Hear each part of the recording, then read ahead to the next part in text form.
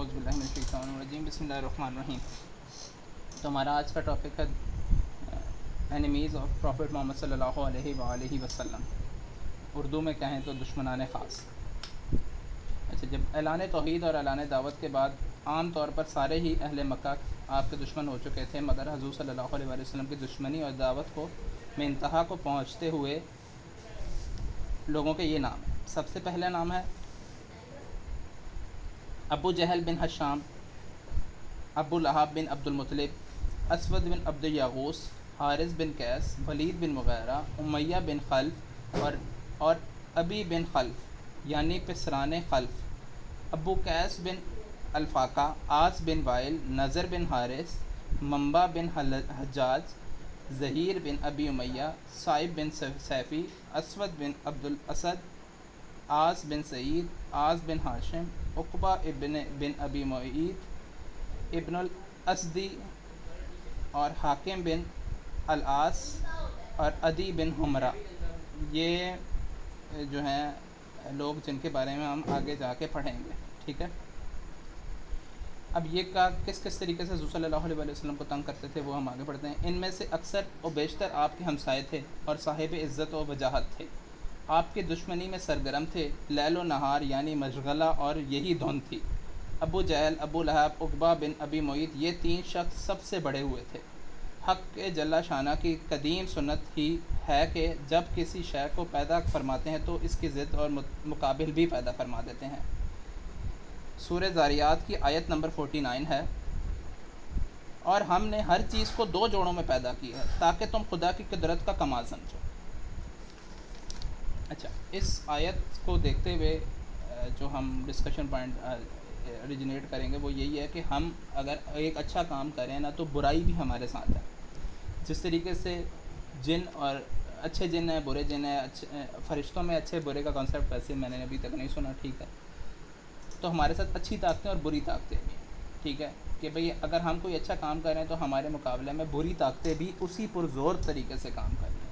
आपने देखा होगा पाकिस्तान में इस्लामी क़ुव्वतें भी उतनी ही हैं और जो दूसरी क़ुव्वतें हैं वो भी उसी लेवल पे हैं, लेकिन इन दोनों के काम करने का फ़र्क भी आप लोगों ने देख लिया होगा। अगर आप लोगों ने ऑब्ज़र्व किया कि जो दूसरी तरफ की क़ुव्वतें हैं वो अपनी एड़ी चोटी का ज़ोर लगा रहे हैं, वो हमारे ही बच्चों को, हमारे ही घर वालों को यूज़ करते हुए अपनी तशहीर करवा रहे हैं। इसमें ड्रामा इंडस्ट्री हो जाए, यूनिवर्सिटी इंडस्ट्री हो जाए, स्कूल हो जाए, कॉलेजेस हो जाए, सब चीज़ों को हम में सराहियत कर चुके हैं। लेकिन उसके मुकाबले में अगर हम दीनी तरफ को देखें तो वहाँ पे लोग काम करने के लिए नहीं मिलते। वहाँ पे लोगों को हम ढूंढ के लोग करते हैं कि भाई आप आएँ हमारे साथ काम करें, और वो भी फिर थोड़ी देर बाद किसी वजह से रूठ मान के चले जाते हैं, उसको छोड़ के चले जाते हैं। वो जिसकी वजह से पाकिस्तान में तो आप देखेंगे बहुत सारी जमातें, लेकिन बाहर कुछ हद तक ऑर्गेनाइज काम हो रहा है, लेकिन हर जगह यही हालात हो चुके हैं। इस टाइम लोग बटे हुए हैं। तो हमें अगर एक उम्मत की सोच हम रखते हैं तो हमें लोगों को मिलाने की भी कोशिश करनी चाहिए और इसके लिए अच्छे से अच्छा काम करने की भी कोशिश करनी चाहिए। आप जिस भी फील्ड में हैं, जिस तरीके से भी काम कर सकते हैं, उसके ऊपर जो है आप बेहतर से बेहतर काम करें। फिर जिस तरह अभी शुरू मीटिंग में हम बात करें कि भाई लोगों को दावत किस तरह दें, ठीक है, कि भाई हमें टैग करना है। टैग करने से क्या आ जाते हैं लोग? नहीं आ रहे, सही है। क्या सहाबा ने ये काम किया? नहीं, ठीक है। वो लोगों घरों को भी जाते थे, उनके साथ बैठते थे। अभी हम फ़िज़िकल की बात, सारी बात है, हम नहीं कर पाते ऑनलाइन की वजह से, लेकिन आप ऑनलाइन के रहते हुए भी आप ऑनलाइन में जो काम कर सकते हैं वो यही है कि भाई आप अगले बंदे को व्हाट्सएप मैसेज करें, कनेक्ट करें, उसके साथ ग्रुप में उसके साथ बातचीत करें और किसी तरीके से उसके साथ कनेक्ट हों, ताकि वो पर्सन अगर वो दीन के लिए उसने एक ग्रुप ज्वाइन कर लिया है तो वो उसके साथ जुड़ा रहे, ठीक है। उसको कोई भी मसला परेशानी है वो ऊपर तक बताएं कि भाई हाँ इसको ये मसला है। वो कहे कि भाई हमें पसंद नहीं है कि भाई ये स्पीकर अच्छा नहीं बोलता, इसकी जगह दूसरे को रिप्लेस किया जाए, तो हम कहेंगे ठीक है, कोई मसला नहीं है, हम इस पर भी सर्च अराउंड कर लेंगे। कोई इसमें कोई दो राय नहीं है। एक हर बंदे की कम्युनिकेशन स्किल, हर चीज़ डिफरेंट होती है, ठीक है। तो ये चीज़ें वक्त के साथ साथ लेनी पड़ेंगी, ठीक है। रिस्पॉन्सिबिलिटीज़ आपको लेनी पड़ेंगी। अल्लाह ताला तभी हम किसी को भी ना इक़्तिदार देगा कि भाई आज आप 4 लोगों को मैनेज नहीं कर सकते। छोटी सी एक अपॉर्चुनिटी मिली है कि भाई 4 लोगों को मैनेज करना या 20 लोगों को, کل کو ہزاروں کا لشکر پھر آپ کیسے مینیج کریں گے؟ تو اس کو سوچتے ہوئے اپنی ٹریننگ کو سمجھ کے کہ بھئی میں اپنے آپ کو ٹرین کر رہا ہوں، میں اس کو اپنے لیے ٹرین کر رہا ہوں کہ میں نے یہ کمیونیکیشن اسکل سیکھنی ہے، یہ سمجھ کے آپ کریں اور اللہ تعالیٰ سے اس کا صلہ مانگیں، جو بھی آپ کام کریں اس سے اللہ تعالیٰ سے صلہ مانگیں۔ چلیں ہم آگے چلتے ہیں کیونکہ یہ دشمنان بہت زیادہ ہیں اور ان کی ڈیٹیل بہت ہی زیادہ ہے، شاید آج سارے کمپلیٹ بھی نہ ہو سکیں۔ اچھا، پس جس طرح نور کا مقابلے میں ظلمت اور بلندی مقابلے میں پستی کو پیدا فرمایا، اسی طرح خیر کے مقابلے میں شر اور ہدایت کے مقابلے میں ضلالت کو اور ملائکہ کے مقابلے میں شیاطین کو فرمایا کہ حق اور باطل کا مقابلہ اور مارکا رہے اور لوگ اپنے ارادے اور اختیار سے کسی ایک جانب کو قبول کریں، یہ نہ ہو کہ کسی ایک جانب کو قبول کرنے پر مجبور ہو جاتے، جو سراسر حکمت کے خلاف ہے۔ شریعت کا ہرگز یہ منشا نہیں ہے کہ لوگ جبراً و قہراً اسلام کی طرف آئیں۔ سورہ یونس کی آیت نمبر 99 اس کا ترجمہ ہے، اگر تیرا رب چاہتا تو تمام زمین والے ایمان لے آتے، اس لیے حق جل شانہ نے جب حضرات انبیاء علیہ السلام کو پیدا کیا تو ان کے مقابلے کے لیے شیاطین و انس و جن کو بھی پیدا فرمایا، تاکہ دنیا حق اور باطل کا مارکا اور ہدایت اور گمراہی کی جنگ اور مقابلے کی خوب دیکھ لے اور پھر اپنے ارادے کے اور اختیار سے حق اور باطل میں سے جس جانب کو چاہے قبول کرے۔ ان آیات میں اس مضمون کی طرف اشارہ کیا گیا ہے، یہ سورۃ الانعام کی آیت نمبر 112 ہے۔ اس طرف ہم نے ہر نبی کے لیے دشمن پیدا کیے، کچھ شیاطین الانس اور کچھ شیاطین الجن، ٹھیک ہے۔ پس جس طرح ہر فرعون کے لیے ایک موسیٰ چاہیے، اسی طرح ہر موسیٰ کے لیے ایک فرعون بھی ضروری ہے۔ ارباب، یہ آگے جو ہے ایک شعر بھی لکھا ہوا ہے، تو ابھی تک جو اس کانٹیکسٹ کو بلڈ کیا گیا نا، وہ یہی ہے کہ بھئی آپ کے ساتھ اچھائی بھی ہے تو برائی بھی ہے، تو ہم اگر دعوت کرنے کسی جگہ پہ بھی نکلیں گے، کام کرنے نکلیں گے، تو ہمارے ساتھ برائی بھی ہے، ٹھیک ہے۔ اب ہم نے اس کے ساتھ دیکھنا ہے اس برائی کے ساتھ کیسے ڈیل کرنا ہے اور اس میں اچھے لوگوں کے ساتھ کیسے ڈیل کرنا ہے۔ تو یہ اللہ تعالیٰ نے اچھائی اور برائی دونوں چیزیں کری ہیں، ٹھیک ہے، پیدا۔ اسلام نے ہمیں اس سے ڈیل کرنے کے لیے کیا طریقے بتائے ہیں کہ آپ صبح شام کے اذکار کریں، ٹھیک ہے۔ اس کو ہم بار بار اس لیے بھی ایک تو کہتے ہیں کہ بھئی یہ مسٹ ہے، ٹھیک ہے۔ جتنی بری طاقتیں ہمارے خلاف کام کر رہی ہیں نا، ہر بندے کے خلاف جو بھی دین کا کام کر رہا ہے، اس کے آپ کو اندازہ بھی نہیں ہے۔ آپ لوگ دین کا کام شروع کریں گے، کوئی نہ کوئی مسائل آپ کی زندگی میں آ رہے ہوں گے، آپ اس کو سوچ کے پریشان ہو رہے ہوں گے کہ بھئی ہاں میری زندگی میں یہ مسائل کیوں آ رہے ہیں، یہ تو پہلے تو نہیں تھے۔ اگر آپ آبزرو کریں اپنی زندگی کو، تو اس کے لیے بہترین حل صرف یہی ہے کہ آپ صبح شام کے اذکار کریں، کسی پیر بابے عامل صاحب کے پاس جانے کی ضرورت نہیں ہے۔ صبح شام کے اذکار جو سنت آیات قرآن مجید کی تلاوت کرنے کے لیے حضور صلی اللہ علیہ وسلم سے ہمیں پتہ لگی ہیں، ہم وہ پڑھیں، اور جس طریقے سے رات کے ٹائم سورہ ملک اور سورہ واقعہ ہمیں پڑھنی چاہیے، صبح کے ٹائم سورہ یاسین پڑھنی چاہیے، اور آیت الکرسی کا ورد کریں، استغفار کریں۔ آیت الکرسی ایک بہت امپورٹنٹ چیز ہے، اس میں رات کے اذکار بہت امپورٹنٹ ہیں اس میں، ٹھیک ہے۔ تو یہ کچھ چیزیں ہیں جو کہ ہمیں باطل قوت سے بچنے کے لیے کی گئی ہیں، کیونکہ ہم پاکستان میں رہتے ہیں زیادہ تر لوگ، یا پاکستانی ہیں کہہ سکتے ہیں، تو پاکستان کی ایک مخالف قوت اسرائیل ہے گی، اور یہود ہم پہ طرح طرح کے ہٹ کنڈے کرتے رہتے ہیں، وہ کالے جادو کرتے ہیں، بہت سارا کچھ کرتے ہیں، صحیح ہے، مسلمانوں کی طاقت میں نہ آنے کے لیے۔ وہ صرف ایک گراؤنڈ پہ فوکس نہیں کرتے، وہ ہر گراؤنڈ پہ کام کر رہے ہوتے ہیں۔ تو اسی طریقے سے جس طریقے سے انبیاء کے ساتھ لوگ تھے، تو اسی طرح سے ان کی قوموں کے ساتھ بھی لوگ خلاف میں آتے رہے ہیں، ٹھیک ہے۔ پہلے دشمن کا نام اور اس کا ہم پڑھ لیتے ہیں، ابو جہل بن ہشام۔ یہ جو ہے آپ کی امت کا فرعون تھا، حضور صلی اللہ علیہ وسلم کی امت کا فرعون تھا۔ اب پچھلا فرعون حضرت موسیٰ کا فرعون سب کو پتہ ہے کیسا تھا، کہ بھئی جب اس نے موت کے فرشتے دیکھے تو اس نے کیا کیا، فوراً سے ایمان لے آیا۔ لیکن ابو جہل کا آپ نے واقعہ پڑھا ہے ہوگا کہ جب اس کی موت کا وقت آیا تھا تو اس نے کیا کیا تھا، اس نے کہا تھا کہ بھئی میری ذرا نیچے سے گردن کاٹنا تاکہ لوگوں کو نظر آئے۔ اتنا بدترین دشمن کہنا چاہیے کہ بھئی وہ مر رہا ہے، دیکھ رہا ہے موت آ چکی ہے میرے سر پہ، وہ نہیں باز آ رہا، اس پہ بھی باز نہیں آ رہا، کہ وہ کہہ رہا ہے کہ بھئی نہیں اب تو ابھی بھی مجھے شان سے مرنا ہے تھوڑا سا۔ اچھا، ابو جہل کی دشمنی کے کچھ واقعات میں آپ کے ساتھ پڑھتا ہوں. مرتے وقت بھی اس نے جو میں نے بتایا کہ ایک تو یہ کام کیا اس نے. اس کا اصل نام ابو الحکم تھا. ٹھیک ہے. حضور صلی اللہ علیہ وسلم نے ابو جہل کا لقب عطا فرمایا کیونکہ یہ اس کا پہلے نام جو تھا ابو الحکم تھا. حضور صلی اللہ علیہ وسلم نے 2 لوگوں کے لیے دعا کی تھی ایمان لانے کی. ایک ابو جہل جس کا اصل نام ویسے عمر تھا. ٹھیک ہے. اور اس کا لقب ابو الحکم تھا. ٹھیک ہے. اور دوسرے حضرت عمر جنہوں نے اسلام قبول کر لیا. اور اللہ تعالیٰ کی طرف سے ہم آگے جا کے پڑھیں گے ویسے حضرت عمر کے قبول اسلام میں اللہ تعالیٰ کی طرف سے کلیئر گائیڈ لائن آ گئی تھی کہ ابو جہل نہیں مسلمان ہوگا, تو اس کے لیے آپ دعا کرنا چھوڑ دیں.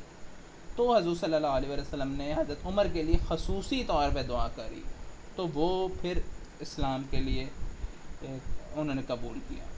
تو یہ بھی ایک حضور صلی اللہ علیہ وسلم کی سنتوں میں سے ایک چیز آتی ہے کہ بھئی آپ کو لگتا ہے کہ یہ بندہ دین کے لیے بہت ہی اچھا کام کر سکتا ہے, تو اس کے لیے آپ کو چاہیے کہ آپ دعائیں بھی کریں اس بندے کے لیے کہ بھئی ہاں یہ بندہ اگر دین پہ آ گیا نا تو بہت ہی بہترین ہوگا. اور حضرت عمر کا فار ایگزامپل اگر ریلیٹ کریں آج کل کی دنیا میں کسی بندے سے, تو ایسا بندہ سرکش اور باغی جو کسی کے قابو میں نہ آتا ہو.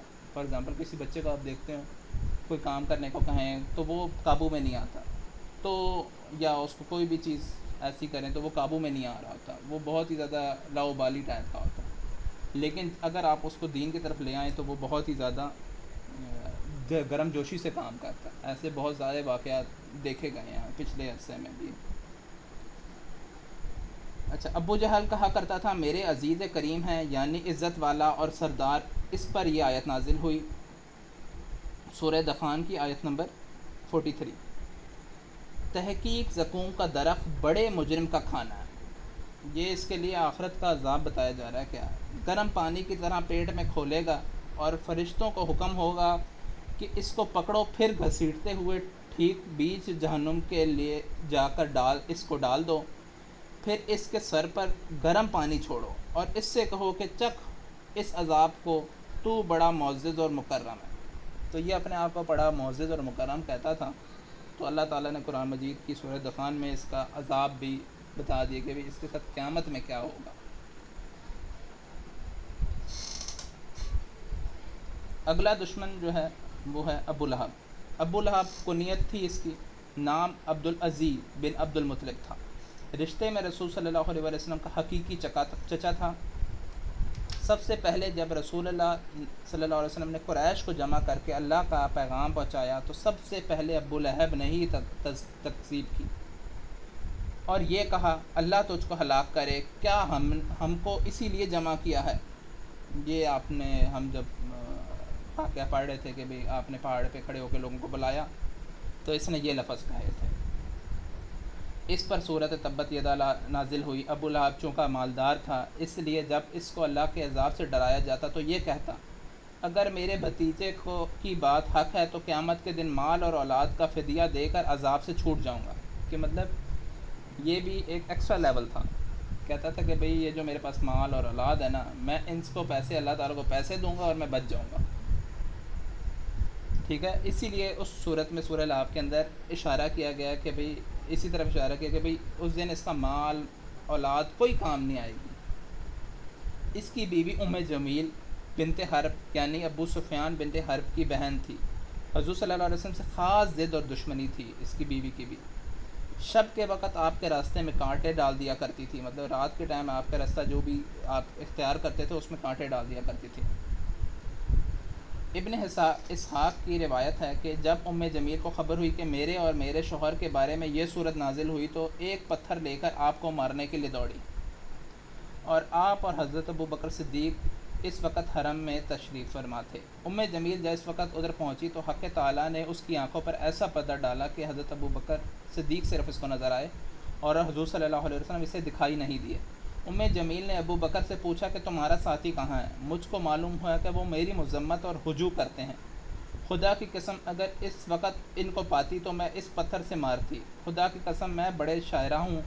اور اس کے بعد یہ کہا مذمم کی ہم نے نافرمانی کی اور اس کا حکم ماننے سے انکار کیا اور اس کے دین کو مبعوث کیا رکھا. دشمنی اور عداوت میں حضور صلی اللہ علیہ وسلم کے بجائے محمد کو مذمم کہتی تھی. محمد کے معنی ستودہ کے ہیں اور مذمم کے معنی مذموم اور برے کے ہیں. اور یہ کہہ کر واپس ہو گئی۔ تو اللہ تعالیٰ نے اس ٹائم پہ اس کی آنکھوں پہ پردہ ڈال دیا، ایک تو جب وہ مارنے آئی، اور تو اس کو نظر نہیں آیا حضور صلی اللہ علیہ وآلہ وسلم، اور وہ اسی طریقے سے واپس لوٹ گئی یہ کہتے ہوئے۔ تو اس بارے میں حضور صلی اللہ علیہ وآلہ وسلم سے حضرت بکر نے پوچھا کہ بھئی یہ کیا ماجرا تھا؟ تو انہوں نے بتایا کہ بھئی میرے سامنے اللہ تعالیٰ نے اس ٹائم پہ ایک فرشتہ کھڑا کر دیا جس کی وجہ سے اس کو نظر ہی نہیں آیا کہ اس فرشتے کے پیچھے میں بیٹھا ہوں۔ قریش جب حضور صلی اللہ علیہ وسلم کو مذمم کہہ کر برا بھلا کہتے تھے، آپ فرماتے کہ اے لوگوں، تم تعجب نہیں کرتے کہ اللہ تعالیٰ نے کس طرح ان کے سب و شتم کو مجھ پر پھیر دیا؟ وہ مذمم کو برا کہتے تھے اور میں محمد ہوں۔ ابن ہشام کی ایک دوسری روایت ہے اسی واقعے سے ریلیٹڈ ہے۔ ابو بکر صدیق نے جب ام جمیل کو آپ کی طرف آتے دیکھا تو غرض کیا کہ یا رسول اللہ، ام جمیل سامنے سے آ رہی ہے، مجھے آپ کا ڈر ہے۔ آپ نے فرمایا مجھ کو ہرگز نہیں دیکھ سکے گی، اور کچھ آیتیں قرآن کی آپ نے تلاوت فرمائی۔ تو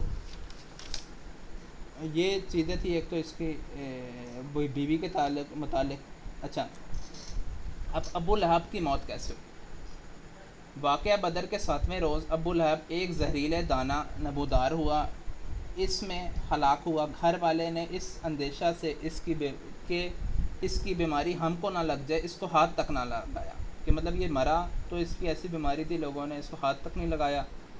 یہ ہم سب کرونا کا دور دیکھ کے آ چکے ہیں، اس میں یہی کچھ لوگوں کے حالات تھے، وہ تو اس سے آپ تھوڑا سا ریلیٹ کر سکتے ہیں، لیکن یہ تو الگ ہی مسئلہ ہے اس کا۔ اس طرح 3 دن لاش پڑے سڑ گئی۔ آر اور بدنامی کے خیال سے چند حبشی مزدوروں کو بلا کر لاش اٹھوایا۔ مزدوروں نے ایک گڑھا کھودا اور لکڑیوں سے دھکیل کر لاش کو اس گڑھے میں ڈال دیا اور مٹی اور پتھروں سے اس کو بھر دیا۔ یہ تو دنیا کی ضلالت اور رسوائی تھی، اور آخرت کی رسوائی کا پوچھنا ہی کیا۔ ٹھیک ہے، تو اس کی موت کے وقت اس کے گھر والے بھی، جو اس کی مال اولاد جس پہ یہ فخر کر دیتا تھا کہ بھئی یہ مجھے آخرت میں بچا لیں گے، دنیا میں ہی ان لوگوں نے اس سے قطع تعلقی کر دی اور کوئی آگے نہ آیا۔ تو انہوں نے کیا کیا، اس کے جو ہے لاش کو کچھ حبشی مزدوروں کو بلایا اور انہوں نے بھی ڈنڈے سے کھدا کھود کے ڈنڈے سے اس میں ڈال دیا کہ ہاتھ ہمارے بھی نہ لگیں، ہمیں بھی یہ وبا نہ لگ جائے۔ ابو لہب کے 3 بیٹے تھے، عتبہ، موتب اور عتیبہ۔ دونوں اول ذکر فتح مکہ میں مشرف با اسلام ہوئے، اور عتبہ جس نے ابو لہب کے کہنے پر آپ کی صاحبزادی کو طلاق دی تھی، مزید برآں اس پر گستاخی بھی کی، وہ آپ کی بددعا سے ہلاک ہوا۔ ٹھیک ہے، عتبہ اور متب اور عتیبہ جو تھے، ان میں سے یہ جو 3 بچے ہیں، ان میں سے عتبہ اور متب اسلام لے آئے تھے، اور ایک کو جو ہے وہ آپ کی جو ہے بددعا سے ہلاک ہوا تھا۔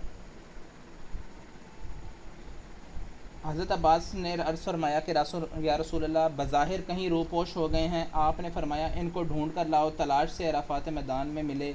حضرت عباس رضی اللہ عنہ دونوں کو لے کر آپ صلی اللہ علیہ وسلم خدمت میں حاضر ہوئے۔ آپ نے اسلام پیش کیا اور فوراً اسلام قبول کر لیا اور آپ کی ہاتھ پر بیعت فرمائی۔ آپ نے فرمایا میں نے اپنے چچا کے ان دونوں بیٹوں کو اپنے پروردگار سے مانگا تھا، اللہ نے مجھ کو یہ دونوں بیٹے عطا فرما دیے۔ تو یہ 2 بچے بھی حضور صلی اللہ علیہ وسلم کا جو فتح مکہ کے موقع پر مسلمان ہوئے، یہ بھی حضور صلی اللہ علیہ وسلم نے دعا مانگی تھی ان کے لیے بھی۔ تو مطلب کہ حضور صلی اللہ علیہ وسلم جس بندے کو دیکھتے تھے کہ بھئی یہ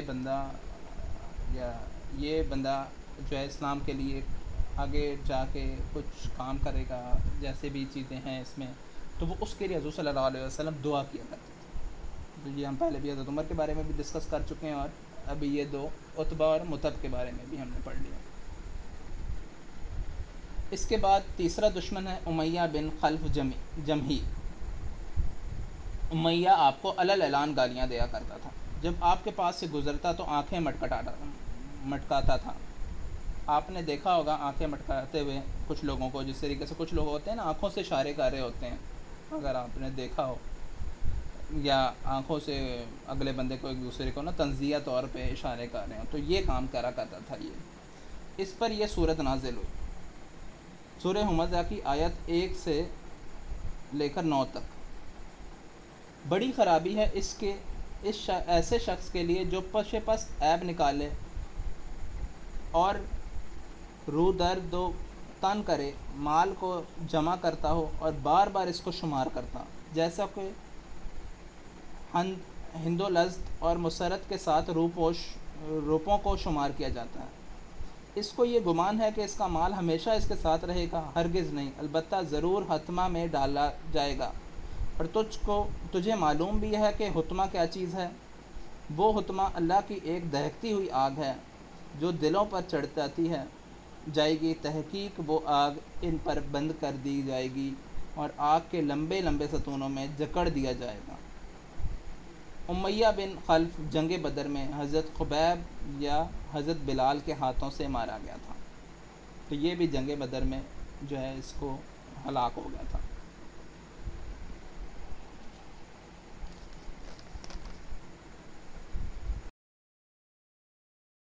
ہم ایک اور بندے کے بارے میں پڑھتے ہیں، اس کے بعد انشاءاللہ آگے کی طرف چلتے ہیں۔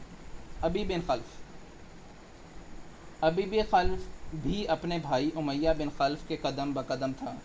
ایک روز ایک بوسیدہ ہڈی لے کر آپ کے پاس آیا اور اس کو ہاتھ میں مل کر اور اس کی خاک کو ہوا میں اڑا کر کہنے لگا، کیا خدا اس کو پھر دوبارہ زندہ کرے گا؟ آپ نے فرمایا، ہاں، اس کو اور تیری ہڈیوں کو بھی، ایسا ہو جانے کے بعد خدا پھر زندہ کرے گا اور تجھ کو آگ میں ڈالے گا۔ تو اس پر یہ آیات نازل ہوئیں، سورہ یاسین کی آیت نمبر 78 سے لے کر 83 تک، اور ہمارے لیے ایک مثال پیش کرتے ہیں۔ اور اپنی پیدائش کو بھول گیا اور کہنے لگا، ان پرانی ہڈیوں کو کون زندہ کرے گا؟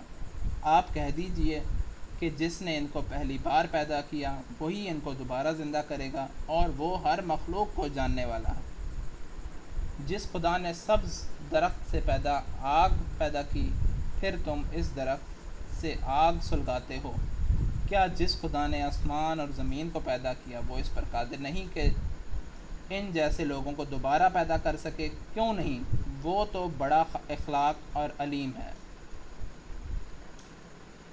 اس کی شان تو یہ ہے کہ جس چیز کو پیدا کرنے کا ارادہ کرتا ہے، اس کو کہتا ہے ہو جا، پس وہ ہو جاتی ہے۔ پس پاک ہے وہ ذات جس کے ہاتھ میں ہر چیز کی بادشاہی ہے، اور تم سب اسی کی طرف لوٹ جاؤ گے۔ ابی بن خلف جنگ احد میں حضور صلی اللہ علیہ وآلہ وسلم کے ہاتھوں مارا گیا تھا۔ تو اس کا دعویٰ کیا تھا؟ وہ اللہ تعالیٰ پہ وہ کہتا تھا کہ بھئی جب آپ آخرت کے بارے میں بتاتے تھے لوگوں کو کہ بھئی اللہ تعالیٰ اس طریقے سے مردوں کو زندہ کرے گا، تو اس نے یہ مثال دی کہ بھئی کیا اس ہڈی کو بھی جو بوسیدہ ہو چکی ہے۔ اگر آپ لوگوں نے آج کے دن خبریں پڑھی ہوں سنی ہوں تو ایک لاش کوئی میرے خیال سے 40 یا 50 سال پرانی لاش جو برف سے برآمد ہوئی ہے ایک شخص کی، پاکستانی، اس کا شناختی کارڈ بھی بنا ہوا تھا، پرانا شناختی کارڈ جو سب سے پہلے شروع میں بنے تھے، وہ اس کے پاس سے ملا ہے، تو اس کی تصدیق ہوئی اور اس کی لاش صحیح سلامت پائی گئی ہے۔ تو اللہ تعالیٰ مطلب کہ ملنا لکھا تھا اس کی لاش کا، اور دوبارہ تدفین ہونی لکھی تھی، اس لیے اس کی لاش مل بھی گئی ہے۔ ایسے کئیوں کی لاشیں ملتی بھی نہیں ہیں۔ پچھلے دنوں سیلاب کے واقعوں میں بھی آپ نے کچھ سٹوری سنی ہوگی کہ بھئی ابھی تک ڈیڈ باڈی نہیں مل رہی کچھ لوگوں کی، اور ہمارے خود خاندان میں اس طرح کے واقعات ہوئے ہیں کہ بھئی ہاں ان کے سیلاب میں ریلے میں بہہ گئے اور اس کے بعد ابھی تک کچھ کی ڈیڈ باڈی نہیں ملی ابھی تک۔ تو وہی بات ہے کہ ڈیڈ باڈی مل جاتی تو لوگ کہتے ہیں کہ بھئی اللہ تعالیٰ وہ شکر، کم از کم وہ پتہ لگ جاتا ہے کہ بھئی ہاں ڈیتھ ہو گئی ہے، نہیں تو وہی بندہ سوچتا رہتا ہے کہ بھئی وہ بندہ زندہ بھی ہے کہ نہیں ہے، ایک دل میں کھٹکا سا لگا رہتا ہے۔ تو لیکن وہی بات ہے کہ ہم جو بات کرتے ہیں تو وہ یہ تھی کہ بھئی مرنے کے بعد دوبارہ زندہ۔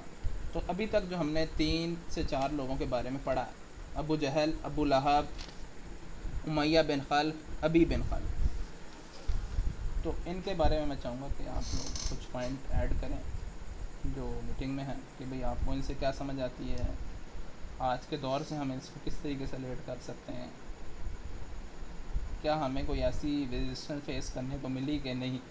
اصل چیز تو یہ ہے۔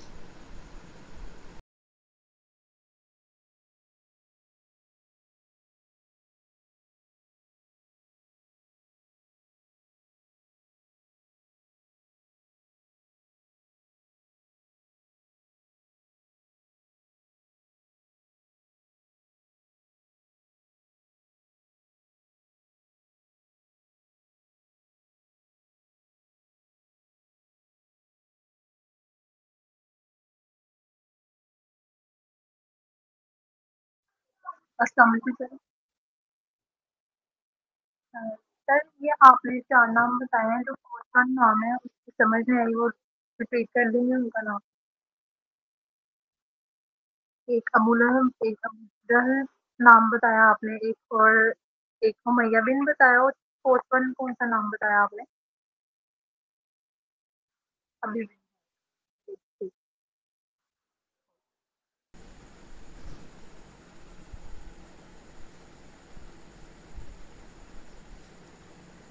اچھا، ان کو دیکھیں، پڑھنے کا مقصد بھی ایک تو تھوڑا سا یہ بھی تھا کہ ہمیں پتہ لگے حضور صلی اللہ علیہ وسلم کے دشمن کیسے تھے، کیا ان کی ٹیکٹکس تھیں.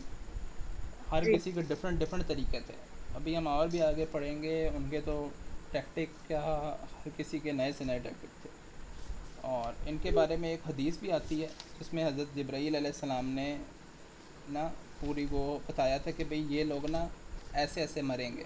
ٹھیک ہے، وہ انشاءاللہ پھر جی ہم اگلی حدیث میں پڑھیں گے جب اگلی کلاس میں. تو وہ اس کے لیے آپ کو ویٹ کرنا پڑے گا تھوڑا سا، تاکہ جو ہے نا جی پتہ لگے کہ بھئی کیا ہے. یا چاہیں تو ابھی بھی پڑھ سکتے ہیں، مجھے مسئلہ نہیں ہے. جی سر، جیسے آپ نے پلان کیا ہے ویسے ٹھیک ہے۔ وہ فورتھ ون نام کی مجھے سمجھ نہیں چاہیے، اس لیے وہ پوچھا۔ صحیح صحیح.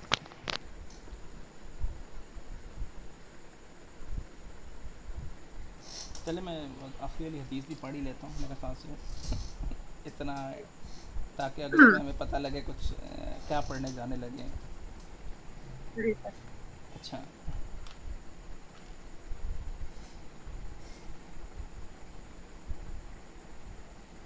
اچھا ایک بار آپ صلی اللہ علیہ وسلم بیت اللہ کا طواف کر رہے تھے تو جبرائیل امین آ گئے. آپ نے جبرائیل امین سے ان لوگوں کا استہزاء اور تمسخر کی شکایت کری. اچھا، تو یہ کون لوگ اس ٹائم پہ تمسخر اڑا رہے تھے؟ اسود بن عبد یغوث، ولید بن مغیرہ اور اسود بن مطلب، آز بن وائل، حارث بن قیس. یہ لوگ آپ کا اس ٹائم پہ تمسخر اڑا رہے تھے. ٹھیک ہے. جی جبرائیل نے اتنے میں ولید سامنے سے گزرا. آپ نے بتلایا کہ یہ ولید ہے. جبرائیل نے ولید کی شہرک کی طرف اشارہ کیا. آپ نے دریافت کیا یہ کیا ہے؟ جبرائیل نے کہا کہ آپ ولید سے کفایت کیے گئے. اس کے بعد اسود بن عبد المطلب گزرا. آپ نے بتلایا کہ یہ اسود بن مطلب ہے. جبرائیل نے ان آنکھوں کی طرف اشارہ کیا. آپ نے دریافت کیا اے جبرائیل کیا کیا؟ جبرائیل نے کہا آپ اسود بن مطلب سے کفایت کیے گئے. اب کفایت کیے گئے یہ آپ کو آگے جا کے پتہ لگے گا. بس آپ ٹھیک۔ اس کے بعد اسود بن عبد یغوث ادھر سے گزرا. جبرائیل نے اس کی سر کی طرف اشارہ کیا، اور حسب سابق آپ نے آپ کے سوال پر جواب دیا کہ آپ کفایت کیے گئے. اس کے بعد حارث گزرا. جبرائیل نے اس کے پیٹ کی طرف اشارہ کیا اور فرمایا آپ اس سے کفایت کیے گئے. اس کے بعد آس بن وائل ادھر سے گزرا. جبرائیل نے اس کے پیر کی طرف، تلوے کی طرف اشارہ کیا اور کہا آپ اس سے کفایت کیے گئے. چنانچہ یہ پوری ایک وہ حدیث تھی جو کہ انہوں نے حضرت جبرائیل علیہ السلام نے حضور صلی اللہ علیہ وسلم کو بتایا کہ بھئی یہ چیز تھی. اس پہ حضور صلی اللہ علیہ وسلم سوال بھی کیا کہ تم کیا کہنا چاہ رہے ہو. اب اس کا مطلب کیا ہے، آگے سنو. جی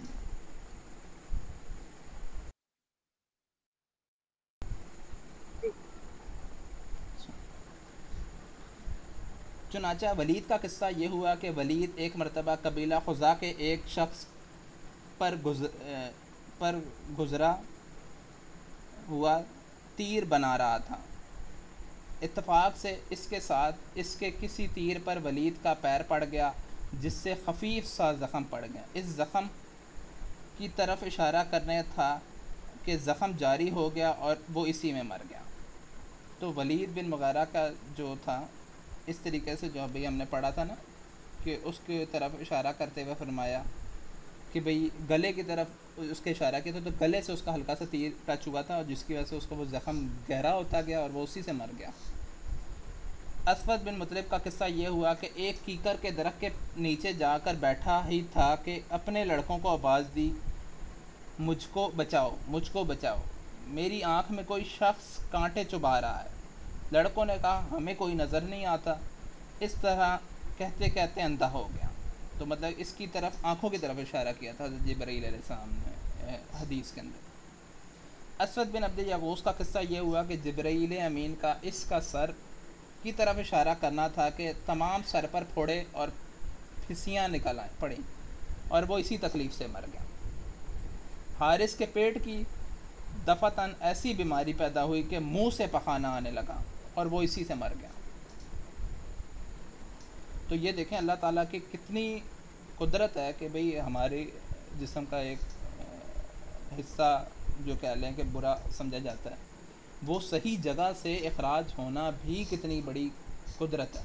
اس کے منہ سے آنے لگ گیا، مطلب کہ جو بڑی آنت ہے، اگر میڈیکل کسی نے پڑھا ہو، وہ اس کی ریورس ہوگی، اس میں بل پڑ گئے، کیا ہو گیا، وہ اس کے منہ سے پخانا آنے لگ گیا۔ آس بن وائل کا یہ حشر ہوا کہ گدھے پر سوار ہو کے طائف جا رہا تھا، راستے میں گدھے سے گرا اور اس خاردار گھاس پر جا کر گرا جس سے پیر میں معمولی سا کانٹا لگا، مگر اس معمولی کانٹے کا زخم اس قدر شدید ہوا کہ جاں بر نہ ہو سکا اور اسی میں مر گیا۔ تو یہ وہ لوگ تھے جو حضور صلی اللہ علیہ وسلم کا مذاق اڑا رہے تھے۔ ان کے بارے میں ابھی ہم پڑھیں گے کہ بھئی یہ کون کون تھے اور یہ کس کس طریقے سے کرتے تھے۔ ویسے تو اسود بن عبد المطلب جو ہے نا، جس کا اس میں نام بھی آیا، اس کے کام بھی یہ آنٹ مٹکانے والے تھے، ٹھیک ہے، تو جس کی اس کی آنکھوں ہی کا مسئلہ ہوا اس کے ساتھ نا ایٹ دا اینڈ۔ تو اللہ تعالیٰ جو ہے وہی بات ہے کہ لوگوں کو چانس دیتا ہے، اچھے لوگوں کو بھی برے لوگوں کو بھی، کہ وہ کب تک یہ برائی کریں گے۔ اور جیسے کہ ہم نے شروع کیا، اچھے اور برائی دونوں پیدا کی گئی ہیں، تو دونوں کے درمیان ہمیں اگر ہم اپنے آپ کو اچھا سمجھتے ہیں تو ہمیں اچھے والے طریقے سے ایفرٹ کرنی پڑے گی، ٹھیک ہے۔ اگر برا بھی سمجھتے ہیں تو کوئی مسئلہ نہیں ہے، لیکن وہی بات ہے کہ اچھے کی طرف جانے کی ہم کوشش کر سکتے ہیں۔ کوئی دیر نہیں ہوئی، اب بھی ہماری سانسیں چل رہی ہیں، سب کچھ ہمارے پاس ہے، اللہ تعالیٰ نے ہمیں آنکھ کان ناک سب کچھ دی ہے۔ ہم اپنے مال، ٹائم، ہر چیز سے اپنے دین کی طرف خدمت کر سکتے ہیں، ٹھیک ہے۔ ہمیں لگتا ہے کہ ہاں ہمیں ٹائم لگانا چاہیے تو ہم اس میں ٹائم لگائیں۔ ہمیں کوئی لگتا ہے کہ بھئی ہاں یہ ادھر سے اچھا کو جو ہے ہمیں کوئی بک خریدنی ہے، اس کے لیے پیسے چاہیے تو ہم اس کے لیے پیسے جمع کریں گے، بھئی ہاں میں نے یہ بک خریدنی ہے پڑھنے کے لیے، یہ کورس میں نے پرچیز کرنا ہے کہ بھئی تاکہ میں اچھے طریقے سے سیکھ سکوں، تو اس کے لیے پلان کریں، ٹھیک ہے۔ ایسا نہیں ہے کہ بھئی چیزیں نہیں ہوتی، دنیا میں بہت ساری چیزیں اویلیبل ہیں، ہم فری میں سارا کوئی کام کر رہے ہیں، کوئی چیزیں سکھانے کی کوشش کر رہے ہیں، اس فری کا بھی ایک سمجھیں کہ بھئی ہاں یہ فری میں کوئی سکھا رہا ہے تو اس کو اتنا بھی نہ اگلے کو تذلیل کیا جائے کہ بھئی اس کو جو ہے نا بس ہم تو آئیں گے ہی نہیں۔ تو ان لوگوں کے لیے وہی بات ہے، یہ پیغام ہے کہہ رہے ہیں کہ بھئی جو وہی وہ فری میں ہر جگہ پہ آ جاتے ہیں لوگ کچھ، اور پھر سیشن میں نہیں آتے، تو وہ ایک لوگوں کو دلاسا بھی دے رہے ہوتے ہیں کہ بھئی ہاں ہم آئیں گے ادھر، ہم آ جائیں گے، لیکن جب وقت ہوتا ہے تو وہ نہیں آتے، تو وہ اپنی ایک کمٹمنٹ جو کہ وہ فلفل کرنی چاہیے وہ نہیں کر پا رہے ہوتے۔ تو اللہ تعالیٰ ہم سب کو ہدایت دے اور ہمیں ایسے کام کرنے سے بچائے، ٹھیک ہے۔ اس کی ہمیں اشد ضرورت ہے اس چیز کی نا، کیونکہ ہم نے یہ عادتیں پالنی ہیں چلتے چلتے نا، کہ بھئی ہاں کوئی چیز پہ کمٹمنٹ کری، کمٹمنٹ بھی کیا ہوتی ہے، بھئی میں نے ایک گروپ جوائن ہی کیوں کیا، وہ کمٹمنٹ شروع ہو گئی ہماری کہ بھئی میں نے یہ کام کیوں کیا۔ جس طرح آپ کہتے ہیں نا کلمہ پڑھ لیا تو آپ مسلمان ہو گئے، اب اسلام کے تمام رولز اینڈ ریگولیشن آپ پہ لگنا شروع ہو جائیں گے کہ بھئی یہ کام کرنا ہے، جس جس چیز کی آپ کو پتہ لگتا جائے آپ وہ اپنی درست کرتے جائیں۔ پچھلی چیز کا گناہ جو ہے جو بھی تھا وہ اللہ تعالیٰ معاف کرنے والا ہے، اگر گناہ تھا تو گناہ نہیں ہوتا ویسے، جب تک آپ کو نہیں علم تب تک وہ چیز گناہ میں شمار نہیں ہوتی، لیکن جب آپ کو پتہ لگ گیا یہ چیز گناہ ہے تو وہ آپ اس ٹائم سے چھوڑ دیں، ترک کر دیں، اللہ تعالیٰ اسی میں آپ کی عافیت سمجھے گا اور وہ آپ کو بخش دے گا، ٹھیک ہے۔ لازمی نہیں ہے کہ میں کہوں کہ بھئی ہم ہمارے ہی گروپ کے لیے لوگوں کو انوائٹ کریں، میں یہ بھی نہیں کہتا، ٹھیک ہے۔ لگتا ہے آپ لوگوں کو کہ بھئی ہاں اس سے بہتر کوئی جگہ ہے جس سے لوگ سیکھ سکتے ہیں تو اس کی طرف انوائٹ کریں، کوئی مسئلہ نہیں ہے، کوئی آر نہیں ہے اس چیز میں کہ بھئی آپ کسی کو اچھی چیز نہ ہو، ہمیں بھی بتائیں، بلکہ میں تو کہوں گا ہمیں بھی بتائیں، شاید ہمیں کچھ اور سیکھنے کو مل جائے۔ جی آپ کچھ کہنا چاہیں گے؟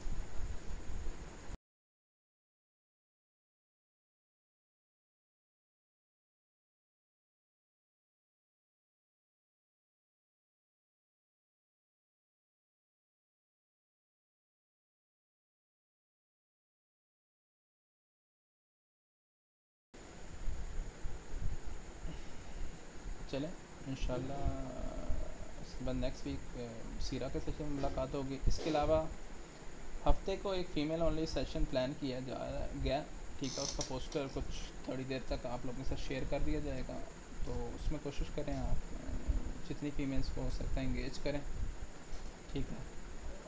اور اس کو کوشش کریں کہ اچھا بنانے کی کوشش کریں اپنی طرف سے, ٹھیک ہے. وہ ایک تھاٹ فل سیشن ہوگا, اور میں اس کو کافی عرصے سے پلان کر رہا تھا, اب جا کے یہ اسپیکر کی اویلیبلٹی کے ساتھ یہ ہو رہا ہے, تو اس کے اوپر آپ لوگ بھی کریں. اس کے علاوہ وہ نائٹ ٹائم پہ ہی ہے, ظاہر بات ہے, تو یہ چیز ہے. اور اس کے علاوہ انشاءاللہ جلد ہم ایک عربک کورس بھی ڈے ٹائم کے ٹائم پہ لانچ شروع کرنے لگے ہیں, وہ انشاءاللہ اس کی ڈیٹیل بھی آ جائے گی آپ کے پاس. صحیح ہے, وہ فری ہے. پیڈ عربک کورس بھی ہے گا ہمارے پاس, ایسا مسئلہ نہیں ہے, ٹھیک ہے. لیکن یہ فری والا جو ہے ہم کو ایک پیس ہے تھوڑا سا, وہ انشاءاللہ ڈیٹیلز آپ کے ساتھ شیئر ہو جائیں گی. وہ بتا دیتا ہوں آپ کو کہ بھئی وہ کس طریقے سے چلے گا. تو وہ ایک ہے چیز جو کہ 2 ابھی پلانڈ سیشنز ہیں. باقی جو ہمارے سیشنز ہیں وہ انشاءاللہ اپنے ٹائم کے وقت ہوتے رہیں گے, رات کے ٹائم پہ جو ہمارا پلان ہے. تو ان کو بھی جو کمٹمنٹ کے ساتھ اپنا کرنا چاہتا ہے تو وہ اس کے لیے اپنی فل کمٹمنٹ لگائے, اور کوشش کرے کہ دوسروں کو بھی اس میں انگیج کرنے کی ساتھ ساتھ رکھے, ٹھیک ہے. Any questions?